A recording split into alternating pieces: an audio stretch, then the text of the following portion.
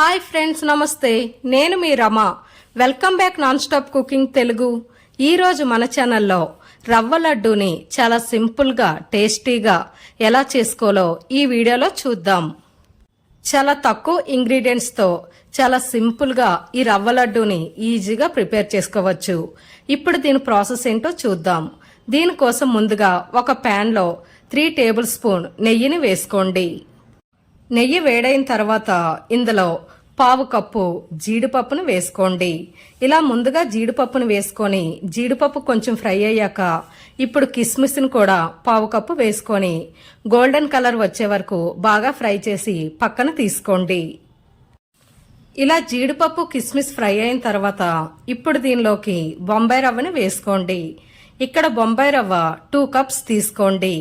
ఈ బొంబాయి రవ్వని medium to లో ఫ్లేమ్ మధ్యలో పెట్టుకొని బాగా ఫ్రై చేసుకోవాలి. ఇక్కడ మీరు ఫ్లేమ్ని కంపల్సరిగా లో టు మీడియం మధ్య పెట్టుకొని మాత్రమే ఫ్రై చేయాలి. మీరు హై ఫ్లేమ్లో పెడితే ఈ బొంబాయి రవ్వ మాడిపోతుంది.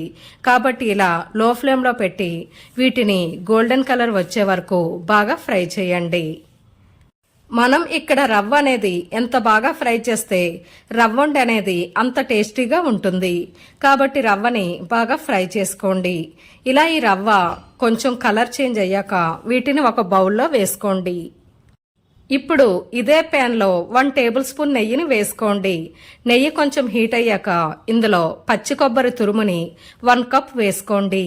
ఇలా ఈ కొబ్బరిని కొంచెం కలర్ చేంజ్ అయ్యే వరకు బాగా ఫ్రై చేసుకోండి. ఇక్కడ మీరు పచ్చి కొబ్బరి ప్లేస్లో ఎండి కొబ్బరి తురుమునైనా వేసుకోవచ్చు. ఇలాచీ పౌడర్ 1/2 టేబుల్ స్పూన్ వేసుకొని ఒకసారి బాగా మిక్స్ చేయండి. ఇలా ఈ కొబ్బరి కూడా కొంచెం లైట్ గోల్డెన్ కలర్ వచ్చాక ఇప్పుడు ఇందులోకి మనం ముందుగా ఫ్రై చేసిన బొంబాయి రవ్వని యాడ్ చేసుకోండి. ఇలా వేసుకొని ఒకసారి వీటిని గరిటతో బాగా మిక్స్ చేసుకోండి. ఇలా మిక్స్ చేసిన తర్వాత ఇప్పుడు ఇందులోకి షుగర్ని వేసుకుందాం. ఇక్కడ షుగర్ అనేది 1 కప్పున్నర వేసుకోండి. మీరు స్వీట్ అనేది ఎక్కువగా తినేటట్టయితే షుగర్ అనేది ఇంకో 1/2 కప్పు ఎక్స్ట్రాగా వేసుకోండి. ఇలా వేసుకొని వీటిని ఒకసారి బాగా మిక్స్ చేయండి.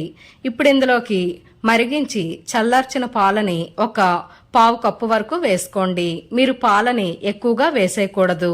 అలా వేస్తే ఈ బొంబాయి రవ్వ అనేది బాగా సాఫ్ట్ అయిపోతుంది. కాబట్టి పాలని తగ్గించి వేసుకోండి. ఇలా ఒకసారి బాగా కలిపి ఇప్పుడు స్టవ్ ఆఫ్ చేసి పక్కన తీసుకోండి. రవ్వ అంతటిని ఒకసారి బాగా మిక్స్ చేయండి.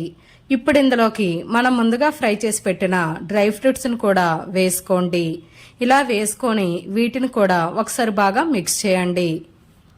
మీరు రవ్వ లడ్డు చేసేటప్పుడు లడ్డు అనేది సరిగ్గా రాకపోతే ఇందులోకి పాలని యాడ్ చేసుకోండి.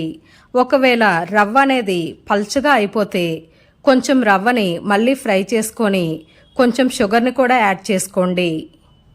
ఈ రవ్వ కొంచెం గోరువెచ్చగా ఉండేటప్పుడు చేతిలో కొంచెం నెయ్యిని అప్లై చేసి ఇప్పుడు కొంచెం ముద్దను తీసుకొని ఇలా వీటిని లడ్డూలా చుట్టుకోండి.